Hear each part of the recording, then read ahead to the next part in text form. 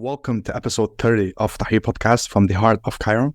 Earlier today, the 25th of September 2023, and a couple of hours ago, Egypt's National Election Authority held a press conference. In that press conference, dates and details regarding Egypt's presidential election were announced.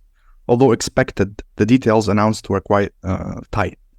An independent candidate now has roughly 2 weeks and 4 days to be exact, to collect 25,000 citizen endorsements, which is why this episode's title is the self-explanatory Egypt's microwave election. A non-independent candidate, however, can resort to getting 20 parliamentarian endorsements, which, as you'll find out, is how most candidates, quote, candidates, are likely to get a shot at running. There are only 6 candidates. Only three of them could be argued to be independent, 2 of which have a shot not at winning, but at having their names on the ballot. We'll be getting into details shortly, so stay on.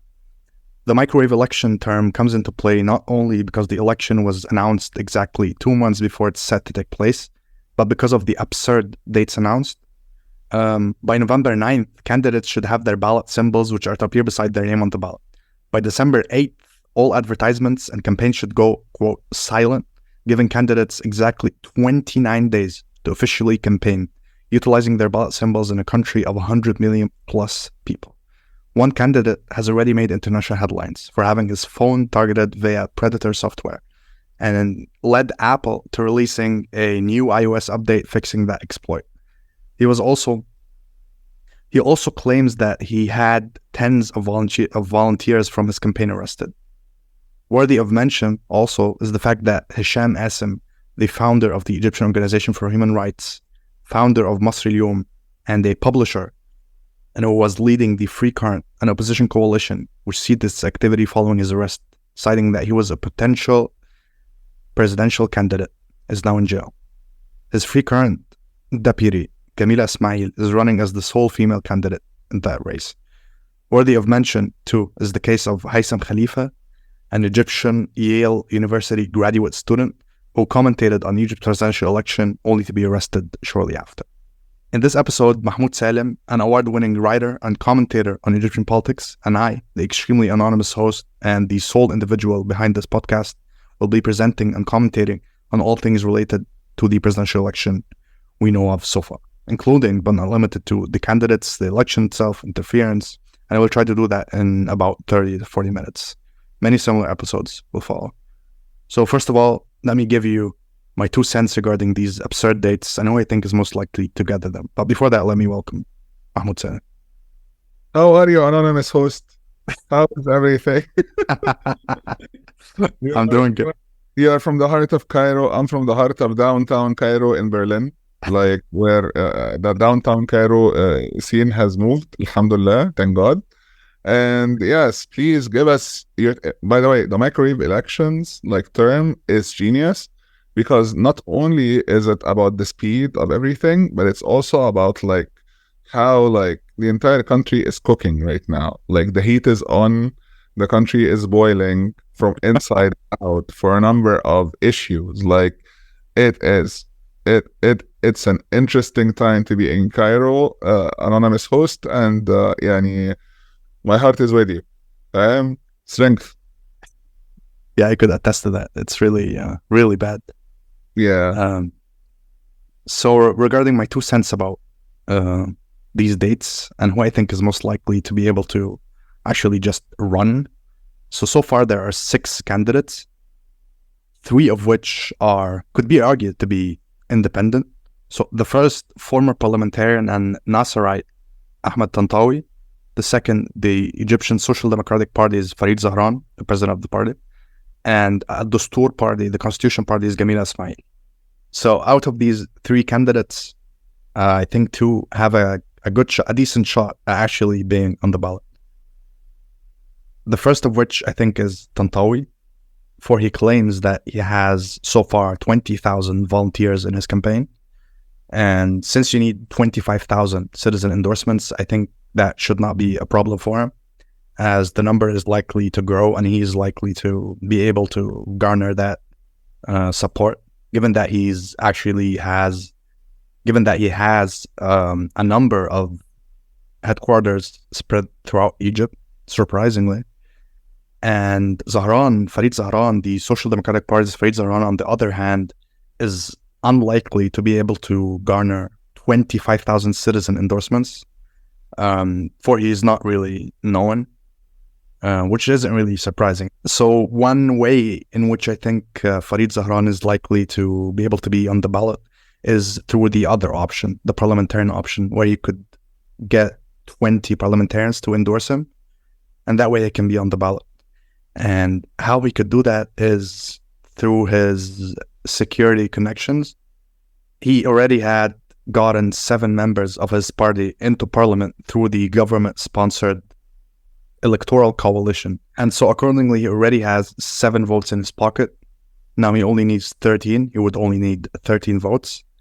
And how he could garner these 13 votes is not through campaign, or rather it's rather that the government or state security in that context would be the one lending him that support and these 13 votes, just for the sake of making, of drawing a picture basically of relative political freedom, and there's a contestation and stuff like that.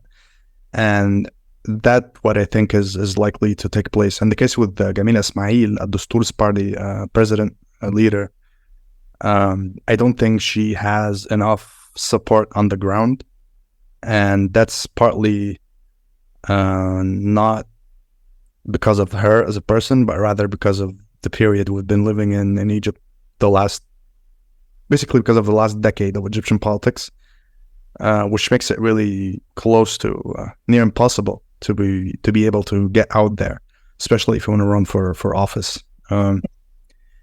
And she lacks both. I think she lacks the popularity that Tantawi has, and she lacks the government or state support that Zahran has, which puts her in a disadvantage when it comes to both. Accordingly, I think Tantawi and Zahran are going to be on the ballot, as well as maybe 2 more state government-supported candidates. Puppets, rather. I think that's my take on who's going to make it on the ballot. Tantawi, Zahran, and maybe a couple of state security supported backed guys to just make it look good. So if this is your 2 cents, I do have a question and a comment. Go ahead. Is, can you name the other 2 candidates that are that are clearly state influenced? Because I think I heard there is an interesting name amongst the 2. Sure. Yamama. Yeah, that's the Ahmad Salem Yamama of the Wafd party. Wafd party, and he announced that he intends to vote for Sisi when he was into the election ballot. Like, he's running, but he intends to vote for him himself. Yeah. Yes. Next, there is Hazem Omar of the Republican Party. And he is the Republican Party, isn't it amazing? The Republican Party. That's the one, like, with Abu Hashima backing it, the known steel billionaire that was a staple of the Sisi, a big part of the Sisi regime's first election era, one would say, like first phase 1, and but then he was removed from the public scene, whatever, for a bit. Anyway, nobody knows Hisham Omar. Who is the third guy? Al-Fadali of the Peaceful Democratic Party, which ironically he was the camel guy, the guy who orchestrated the attack during Jan 25, 2011, that involved camels that everybody saw across the world. That man is the presidential candidate for which party, my friend? The Peaceful Democratic Party. I'm sorry.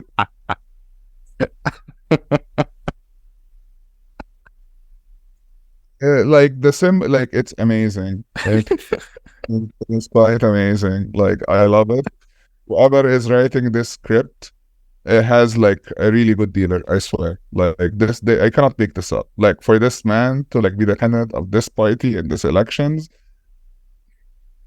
they're not even trying, are they? They're not.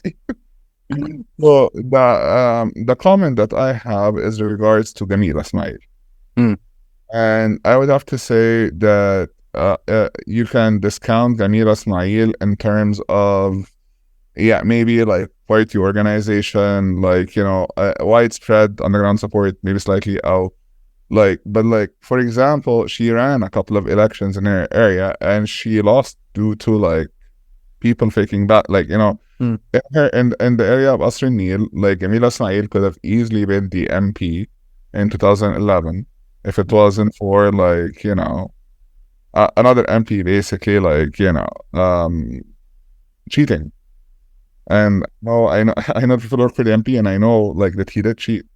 So, but that's not the point. The point is you are talking about the person who in the 80s started the program Amani Arani, which was like one of the few like, programs an entire generation, an entire millennial generation grew up with. Mm. On the other hand, you are dealing with someone who has been on television as a journalist and as a media personality for a very long time as well, besides being a politician. So she has name recognition and people know who she is. They might not know what she stands for. They might not like her. They might have opinions about her, but there is a brand. Like there is a much bigger brand than Farid Zahran, right? And that gives her influence, I think, and that gives her enough influence that somehow she manages to be the person, Yusuf al-Husseini, right after the economic conference of last year in November, that brings her on his show on like, I think the channel, the state TV, to present like the side of the opposition, like which he did for like 15 minutes, right? Which then was followed by Sisi himself calling Yusuf al-Husseini to discredit and rebuttal her for an hour and 15 minutes, right? This happened on national television last year. He was also standing for the whole duration of the call. Made Yusuf al-Husseini stand the entire duration, which I love, Saraha. Please, always do this. Any man who like thought it was funny to dress up as Hitler to a fucking like, to a custom party deserve to stand at least an hour on television for this. He did that? Google it. Oh, you know what? You're gonna Google after this. It's there. It is there. The days when he used to tweet about like, how he is like an openly fascist person. Like, if this is fascism, then I am fascism. And let me dress as Hitler to make sure that you get the idea that I'm a fascist. I love him so much. So when it comes to her, you might not believe that she matters, or you might correctly assess that when it comes to elections in a country that is also, let's not forget, like, men run and patriarchal and all of that stuff, right? Does not have a great opportunity, but she does have great name recognition locally, name recognition internationally. Like everybody knows her. She is not disliked. She has no actual like scandals. Like she's a straight shooter when it comes to certain issues and certain topics. People know her for like human rights work and. So for like, okay, you know how back in the US elections, everybody who was running the Democratic Party, the one that Trump was afraid of was Biden. How it did not make sense at the time because we're like sleepy Joe Biden. He is the problem. No. So, but in Trump's idea, that was the real threat. And for that reason, and he was not wrong. Biden beat him. Ended up getting the highest votes in history of the United States beyond those of Trump and Obama. So I think in this TC, like, truly thinks that the only person has to worry about is Gamila Ismail. Because a very big part of everything that he does, like, is his claim to fame of utilizing the concept of women's rights, the work that he did against harassment and so on and so forth, the TV shows that they produced. He needs both Coptic, like, seeming Coptic support and women's support, to be the candidate for both in order for him to, like, continue to exist and operate internationally with some excuse, right? Because the excuse becomes, well, the cops, well done. I think we should also later on address the Coptic question, because I think that's extremely important, and the church and its role and so forth. But that's it. So like, do not discount Gamila. Like, as far as we discount Gamila as you want, but just know that Sisi does not discount him. Sisi, like, if he is worried about anyone, it's her. Well, I think if you're paranoid, you can discount anyone. You don't have that privilege. But to start to reply to what you just said, I think what you said mostly would have applied had we been in 2011, but I don't think that's relevant anymore. I think if you look at Tantawi, I mean, of course she has a name, and a name that's widely recognized, but I think Tantawi has a more relevant name. And he's utilizing social media in a way that is extremely smart. And if you look at his anonymous post, go ahead. I did not say that she will win. I did not say that she has the campaign. All I said was, you might not be worried about her. The elections might not be worried about her. But the only person that he is truly worried about, it's her, and maybe Tantawi. But in terms of Egyptians, you're 100%. Ahmad Tantawi is more relevant currently. Please continue. So that was it. I think Tantawi is more popular, and let's say these 6 candidates were going to be on the ballot tonight. I think Tantawi is going to get the most votes. What makes you excluding Sisi, of course? Of course, but what makes Tantawi most popular? I think it's because he appeals to the majority. And he doesn't have really a plan or a presidential program. Neither does any candidate so far. Part of that is because of these absurd dates, but not to mention our own absurd challenges. Like, it's not just the dates. Like, the problems that we are facing as a country are not there are no easy solutions at all, and nobody has tried to offer any, I think. Definitely. And I think he not once addressed the economic turmoil Egypt is currently living, or addressed how he could change that.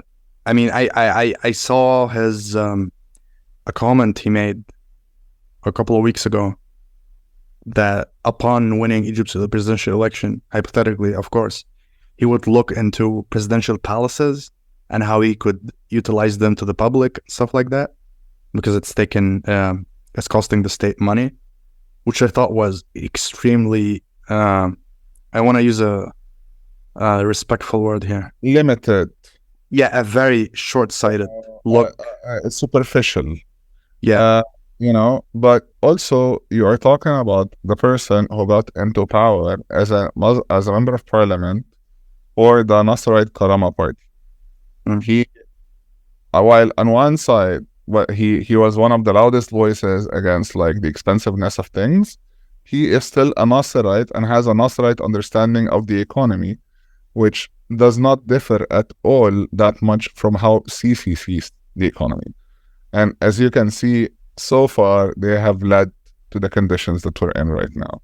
So for him, just something economically absurd, as an Nasserite, it is completely it is they have no real solutions whatsoever. It's not even socialism. It's something else. And also his platform. There is no platform. It's just, I'm going to bring democracy. I'm going to free the prisoners, and that's it. That's the thing. He is running as not Sisi. Exactly. Right? Biden and Trump, it's the same thing. He's just running as the not Sisi candidate. And the thing is that he is a known entity amongst people on Facebook, on YouTube, on TV. Yes. Millions. What? Millions of people reacting with his content. Because he was in the parliament and he used to fight some fights. and then he had to leave the country, and then he had to escape, and then suddenly he is back. And then we can talk, but like, let's talk about the elephant in the room. Did you watch what Alaa Al-Aswani said about Ahmad Tantawi? No, I did not. Even though I watch his lectures weekly. So Alaa Al-Aswani basically implied that like Tantawi is either an intelligence plant or does not know that he is being used by the intelligence apparatus. And that has led to like, I found out about this because, of course, Amr Adib on his television show, brought it up and was just like, how could you do this to each other? You are now making people doubt him, blah, blah, blah. But there used to be this doubt. There used to be this prevailing like doubt that the ability for Tantawi to move and come back and operate has been covered by the security apparatus, tacit approval or support. Do you think that people still believe so, especially after the news of the hack? No. The idea has been decimated. So he now has legitimacy on the street. He has legitimacy at people's like hearts as someone who is truly an opposition person and who is truly like not supported by the state. Right. And that all it took was for them to hack him. Also, yeah, and the hack itself. How much did you think that cost? Well, I mean, so a zero-day exploit usually like is in order for you to use a zero-day exploit or a zero-day exploit service, that's usually a lot of money, and it can go up all the way to $2.5 million. But I don't think this is how much they paid for it at Cryptex. I think it was much less than that. I think they just paid for the service. And if you pay for the service, then it's like, $1 million, $1.5 million max, right? Maximum. Or maybe a friend lent it. Well, no, the point is, if you have read the report of Citizens Lab, it's super interesting, okay? Because the hack itself, I used to work in the German cybersecurity organization. It's kind of my wheelbarrow, malish. No, go ahead. So what happened was something called a man-in-the-middle attack. And the idea of the man-in-the-middle attack is like what happens to you when you go to the Chinese embassy. If you go to the Chinese embassy, your phone will connect to what seems to be an access point. Like, this was found somewhere else as an access point to the network, but it's really a Chinese device that then routes itself to the network. And in the middle, it can filter all of your information and data and like get information, stuff like that. So a man-in-the-middle attack is a hack that usually happens by placing an object or like something or a device between two things that are usually working together in sync and securely. And that's how you like infiltrate it. And that's how he ended up like getting someone placed it on either Vodafone or Egypt Telecom. They cannot define which one, but both of them happened in Egypt. Like the actual like hack happened in Egypt because someone placed a device on the network infrastructure that is run by the Egyptian state in order to infect his phone. And they managed to do it. They managed to do it by like basically sending him a message that the predator software got installed on. We're not sure whether he pressed the link or not. What's interesting is that after his phone got infected, he started getting suspicious WhatsApp messages with links that would get you to try to download the predator software. And those are supposedly the things that got him suspicious of it. And that's the reason why like he contacted Ayman Noor, who had suffered from a similar hack in like I think 2018, and also Citizens Lab found stuff on his phone. But that's how this entire thing happened. So in order for it to work, right, deniability was gone. The state's deniability on the hack, it happened on its land. It happened using a device on its network. But there is no deniability, right? The fact that the only reason what we found out is because somehow he ended up getting suspicious messages after it was downloaded, that's what makes the whole thing just like weird. It could be ineptness. We have seen Egypt being really inept, but the whole thing is weird. However, regardless, because of this, they have cost that company the zero-day exploit they were using in order to infect other people's phones.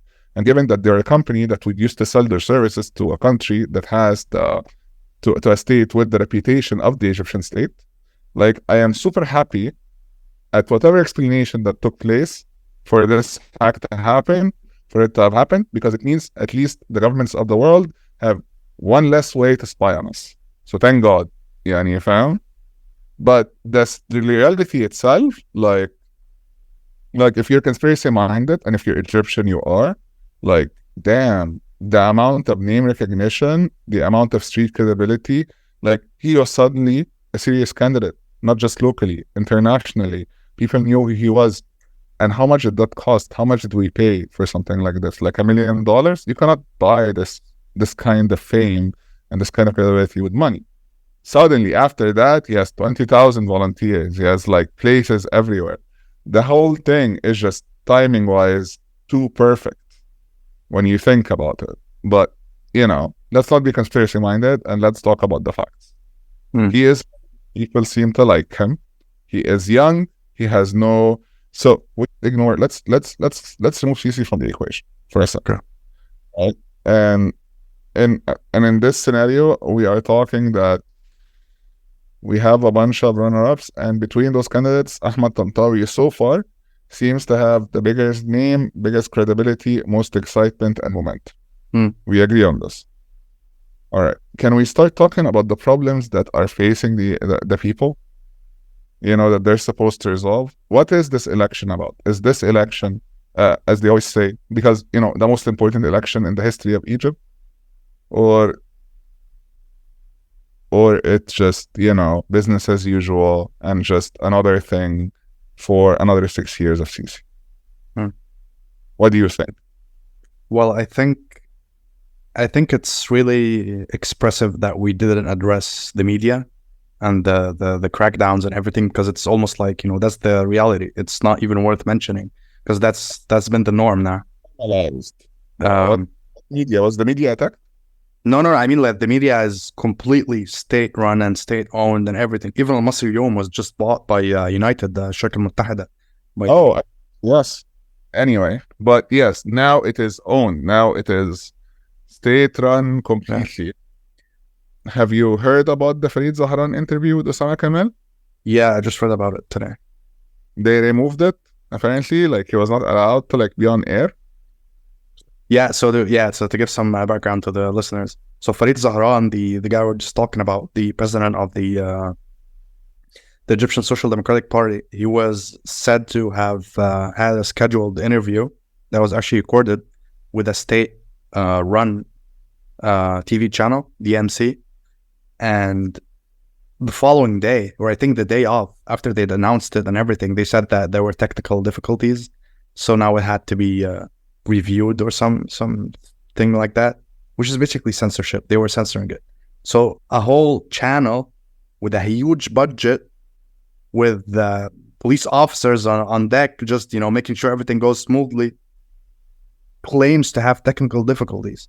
I host a podcast from my bedroom, and I've recorded over 30 hours, and I've never come across any technical difficulties that I wasn't able to solve or, have a backup recording or anything of that sort.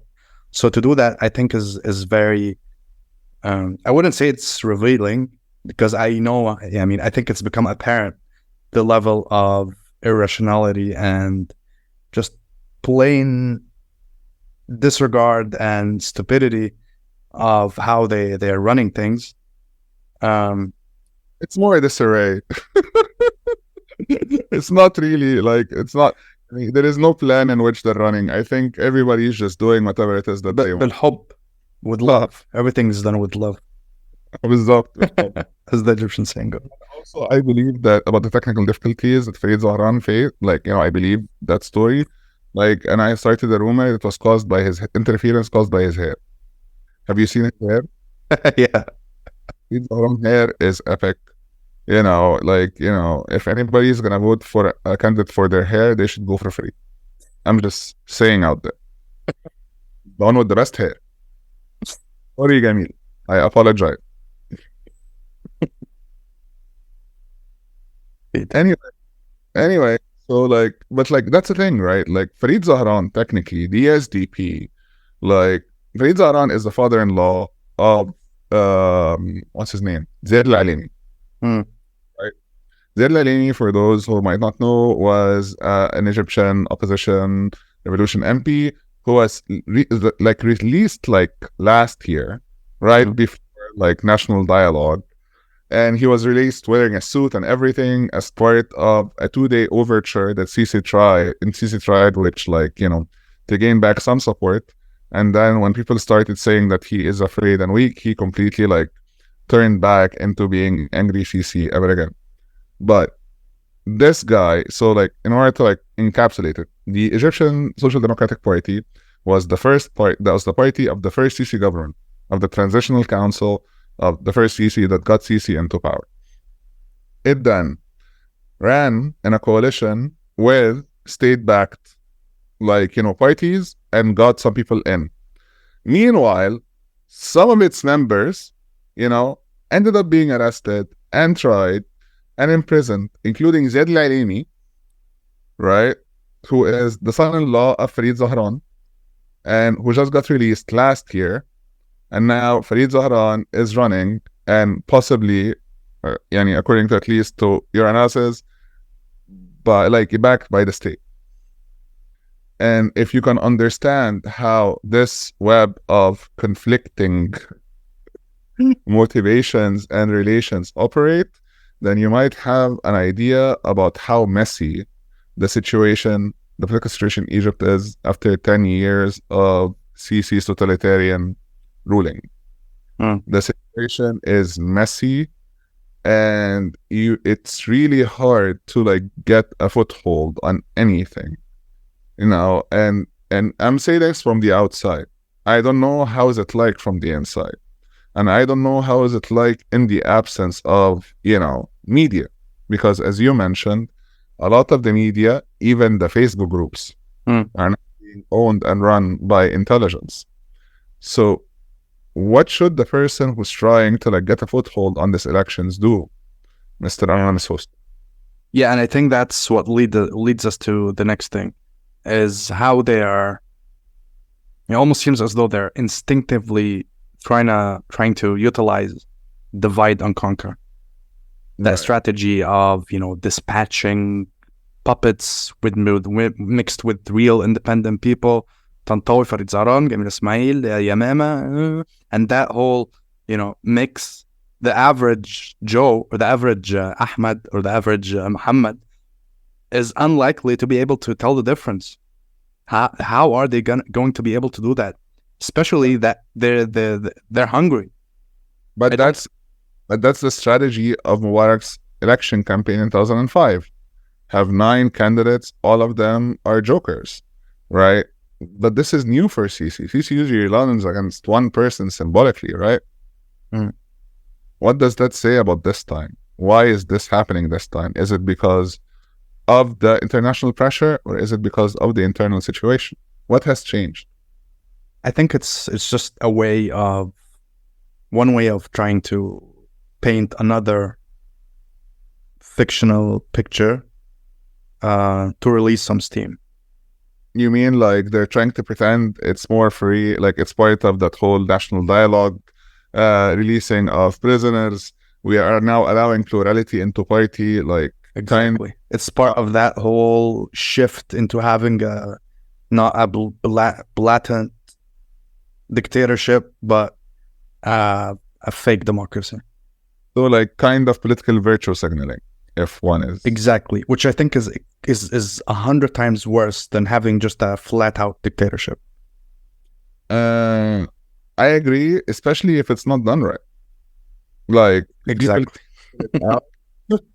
It's annoying. Like there are countries who completely run on this model, and it works because there is there is an allowance for people to have politics and opinions and personal wins and stuff like that. We have been dealing, I think, politically with a vacuum. Nobody has been allowed to present anything, to critique anything, to comment anything, to contradict anything from Sisi before. And at the same time, and that has left the window of the opposition, like even the media, like, that exists, that kind of has any kind of real journalism or news in it, is ironically many of the programs run by the Muslim Brotherhood, who are not the best source, who we should not trust, but who people watch, not because they like the Brotherhood, but because literally nobody else mentions those news anymore. And it makes you wonder, like, if you control the entire media of a country, and that is still not enough for you to, like, either control the information or create support or create anonymity, what is the point? Yeah. Money? Do you want to take pictures with starlets? Like, what is the deal? Like, I'm very confused by this. I don't understand how this works. I don't understand how badly this works.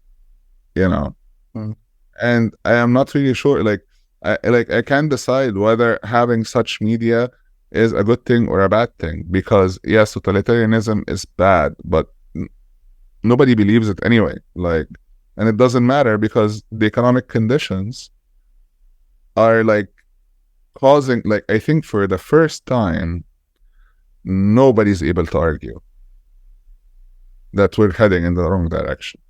We have been having people who have been arguing and arguing and arguing that somehow what we're going through is some sort of economic like reform or whatever, and I don't think anybody believes that anymore. What do you think about the economic situation? Well, I think that's the most important problem we're in right now, not the political, but the economic. Because if you look at it realistically, which I also addressed in episode 21 on the national dialogue, the political problems are easily solvable, because it's mostly, I think, one institution that is 80% of the problem, which is a state sec. Let's say that quickly. But the economics, however, I mean, it takes their whole platform, Tantawi and the other candidates.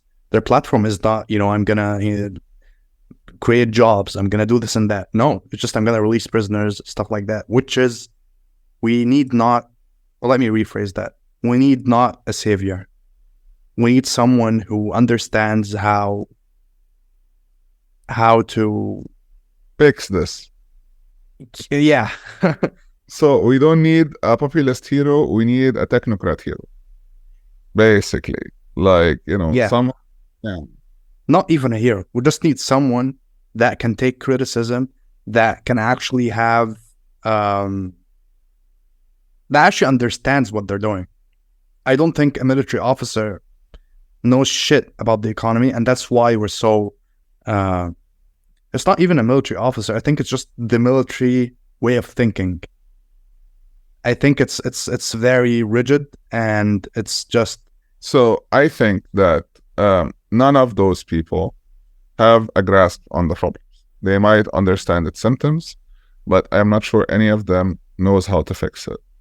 I think the only thing that would be better about having any of them there is that they're, at least when it comes to Gamila and possibly Farid, they'll probably be willing to listen, to or bring in people who might actually, like, be good at what they're doing and try to work things out.